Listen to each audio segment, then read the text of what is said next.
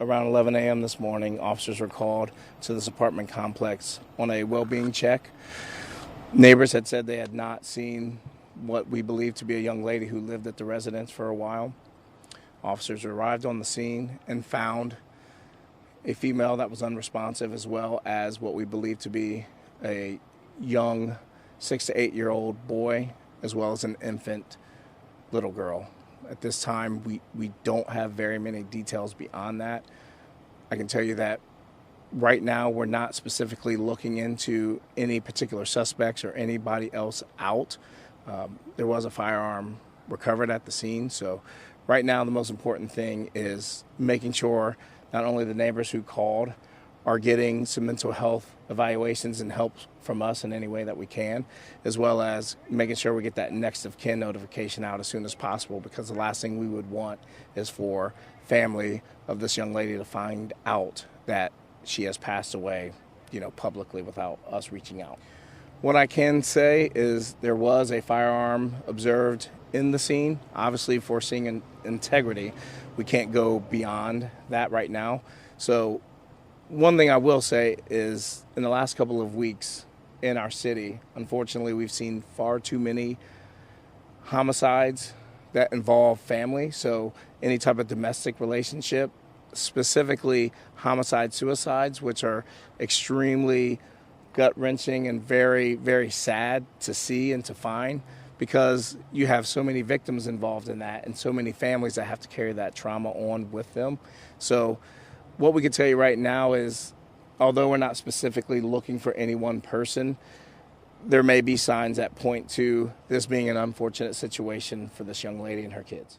I mean, anyone that hears this interview would understand, right? Most of us are all parents, and I can imagine the loss of a child, let alone the loss of a child, potentially the mother, and the mother of the victim. So there's so many tentacles and web that extends out on this, where there's so many people that are affected and involved in this, that it's just, there's really not much more I can say other than, our thoughts and prayers go out to everyone involved in this tragedy.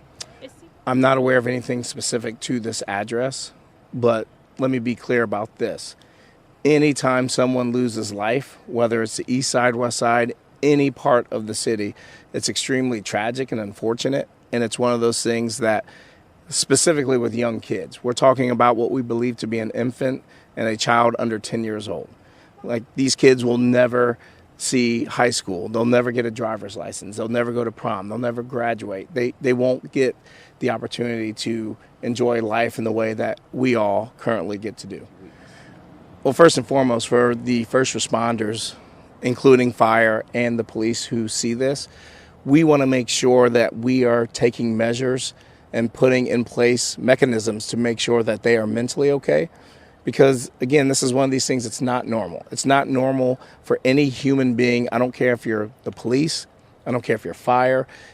It's not normal to see the loss of life, specifically with multiple victims and so many victims so young. So we want to make sure that we're taking every precaution for the officers, for CFD, and for all the people in the neighborhood that are going to be affected by this particular situation, because as we put this out publicly, so many people will be affected by that. One thing I would say is always check on your neighbors, right? Even if you don't have a super personal relationship with people, if you haven't seen someone for a couple of days, especially if they have young children, I think it's okay to be a nosy neighbor. And what I mean by that is just a simple well-being check, because you don't know what is going on in someone's life in that moment. That, hey, just a simple knock on the door. How you feeling? Are you okay? Do you need anything? And I'm not saying in this particular situation that could have prevented whatever happened, but what I do know is we're all human and we all need help, whether it's friends, family, or neighbor, right? We're supposed to love thy neighbor. Just check on people, because that could have potentially helped in this situation. Again, not blaming anyone, not placing fault, but to answer your question specifically, I think it's always good to check on your neighbors, especially in a community like this where it's so many doors to the apartments, that try to get to know everybody as best you can.